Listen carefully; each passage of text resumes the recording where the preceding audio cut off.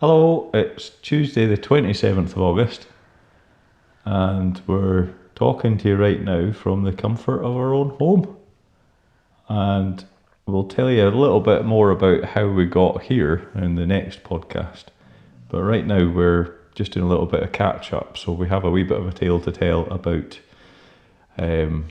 joining up the dots now from the last one. Where we left you, we were at anchor in Gigha, and we just the night before we had a bit of a stormy night with lightning and high winds, and we were getting ready to set off for Jura, which we did.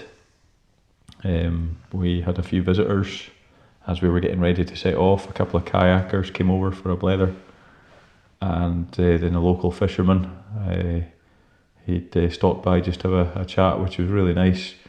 And we just talked about the local area tides and everything else, and then we set off. That was about 4:30 in the afternoon.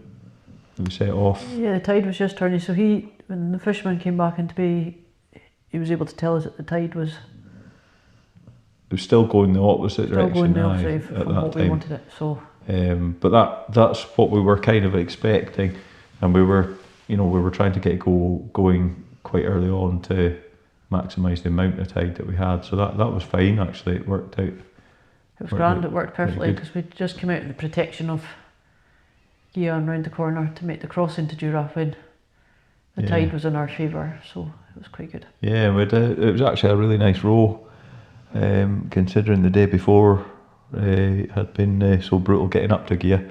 It was just quite a nice row with tide with us.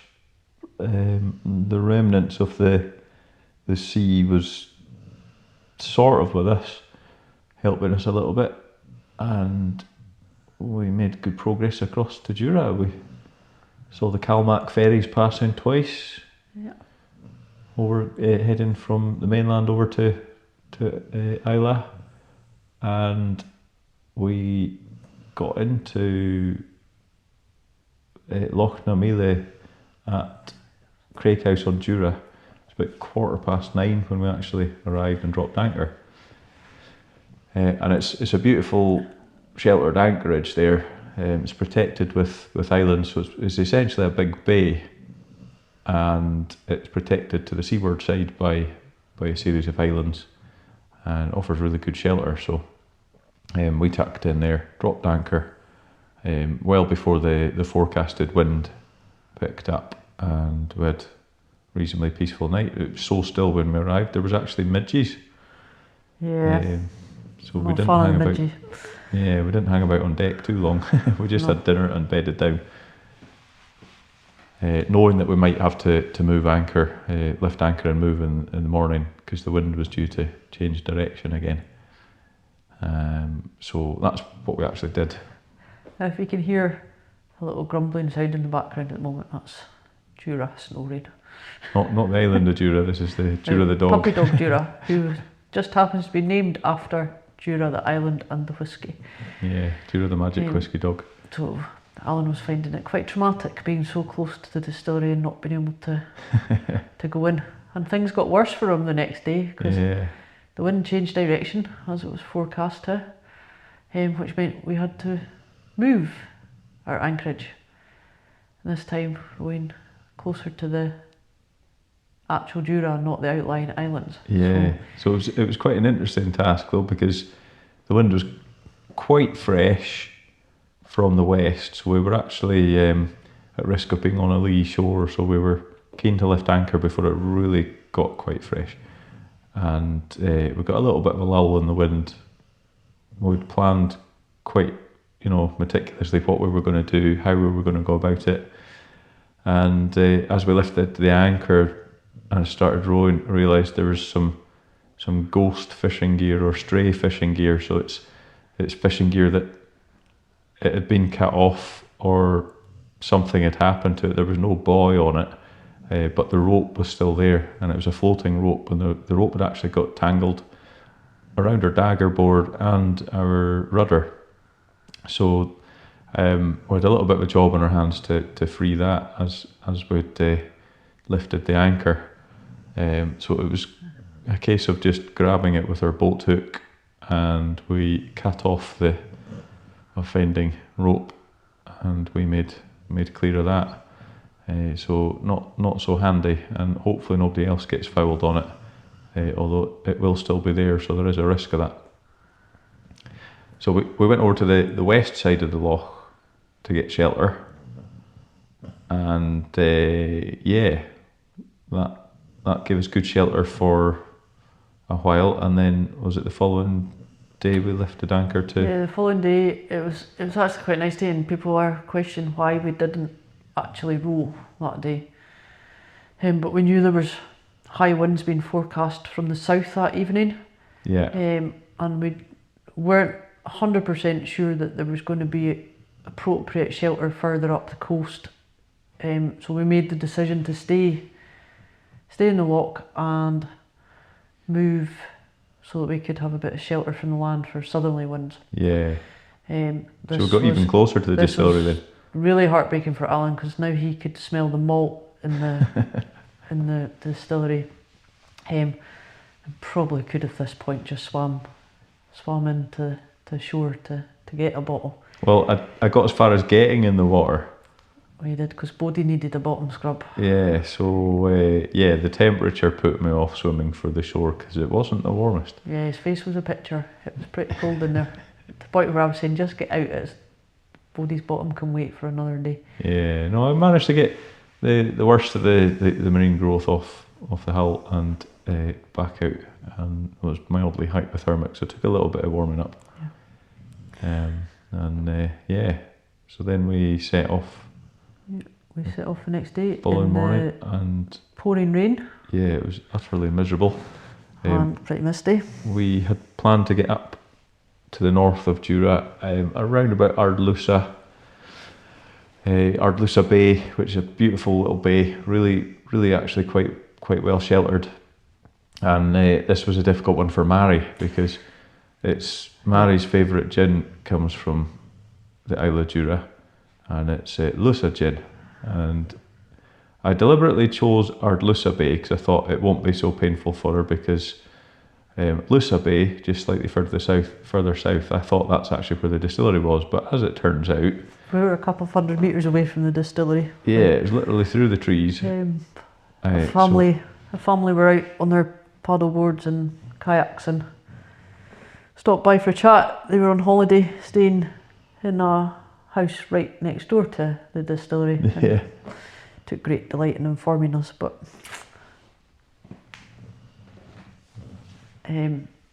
my bottle of Lusa gin, has to wait for another day as well. Yeah, but we'll go back. It's on our list of go backs to. So yeah, then we made it up from. Yeah, so the next tide, that row going up was something, the really nasty squall as well at Lag Bay. It got up all of a sudden. It was way over 30 knots, and it was just it was ridiculous. Torrential rain, you could barely see, and we were having real bother rowing, but we managed to make it in towards the shore a little bit, got enough of a shelter to keep rowing, and then the wind dropped again. So that was quite painful. But yeah, from Ardlusa, the following tide, we had to negotiate the highly risky Corryvreckan, the Gulf of Corryvreckan, which is I think it's the third largest whirlpool in the world, and the tides through there are just phenomenally strong. So we didn't want to get too close and dragged into that. So we put quite a little bit of east into our course to take us over more towards the mainland side. We set off quite early. We got a little bit of a back eddy that carried us north along the coast of Jura, which was really helpful. And then we put a good bit of east in to get across towards the other side. And our intended course was actually to go up through the Sound of Mull, which is between the island of Ling and Shuna. And we had planned to just anchor in quite close to the south of the sound there, but we were making really good progress. So we just kept going up to the north end of the Sound, dropped anchor until the morning, and then pushed on round into to get more shelter. Yeah, but before we dropped anchor at night, we had that random encounter with another boat. Yeah, that we could see coming towards us. Quite strange, yeah. So we altered course. It altered course, so it was still in a collision. So we altered course again. Yeah, it got to the stage where could see it was going quite quickly because the nav lights on it, navigation lights were approaching. You know, you could see them changing, and the aspect of it was changing in that it became a collision risk. So we altered course. We had to take evasive action to abruptly change our course, and they came really pretty close, spoke to us. Couldn't work out what they were saying though. And then they switched their nav lights off. And they carried on past and switched their nav lights off, yeah. And then next time we could hear the boat coming back towards us. Yeah. And then we could hear them shouting, "Are you alright?" And we were saying, yeah. And then the next thing, their nav lights went back on, which was quite a blinding experience when they're right beside you. Yeah. Shouted a few things towards us, and then reassured them we're alright. They turned around and went away and said, "Are you sure you don't want a steak?" So Yeah, it's quite no idea random. who it was, but it's a bit random that they were asking about steak. So they must have been following us at some point, I think. Yeah. But yeah, we really don't know. They almost had our light in their face, and if that didn't work, it was there a was little bit. a white flare was going to get fired. It was a little bit unsettling at the time in the pitch black to. Yeah, I'm sure it Not was innocent really, no. enough, but yeah. We did feel quite vulnerable. It was one of those times where because we've got no idea what size that boat was. No, not at all. Yeah, so we had a decent night's rest there. We got up in the morning and the forecast was just a bit fresh to actually go out through Cuan Sound and out to sea. So we dropped anchor and waited.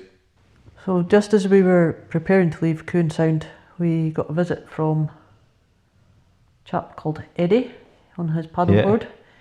He had been following our journey and was quite keen to come out and speak to us, so it was really lovely really nice. And to see Eddie and his smile.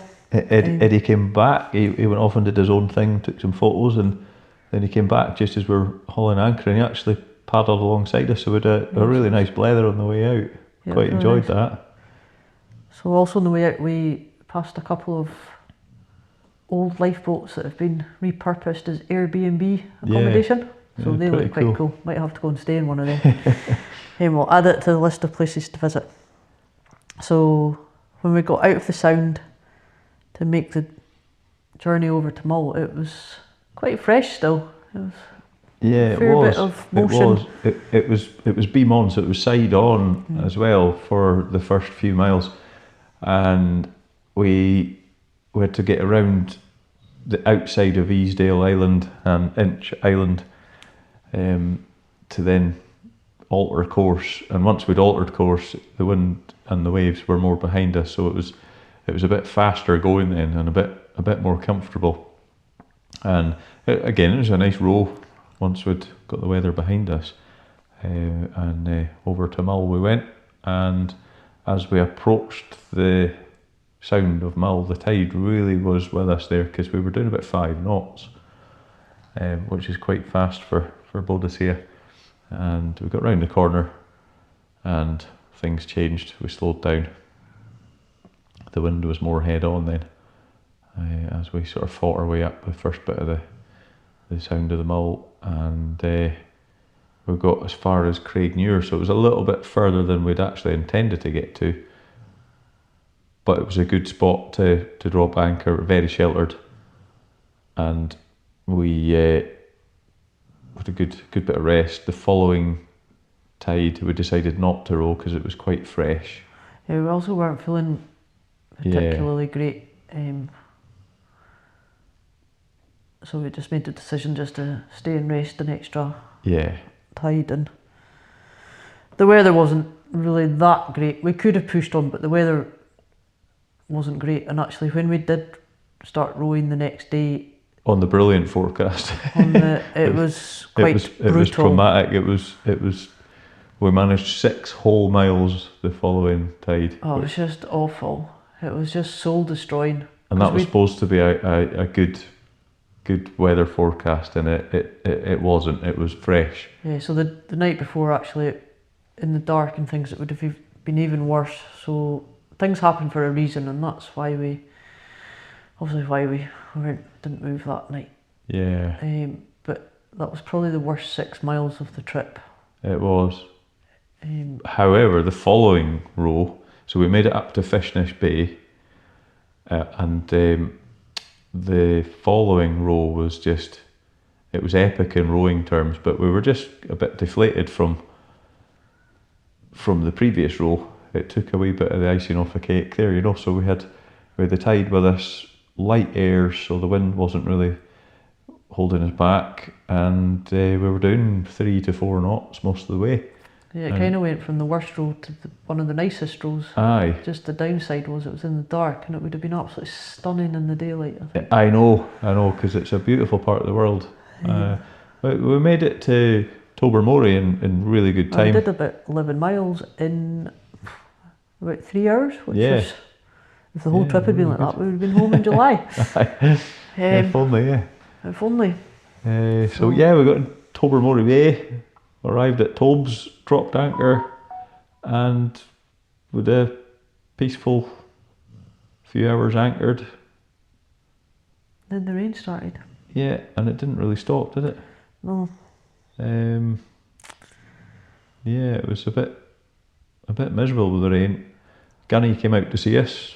Gunny's the lifeboat mechanic in Tobermory. He came out in a boat to say hello, and we were trying to shelter from the rain. I'd been out in the rain tidying up on deck earlier on, and I didn't really fancy going out again, so we just sort of peeped out of the hatch and got the crack with Gunny, which was really nice of him to come out. And yeah, that was Tobermory. Tobermory so far.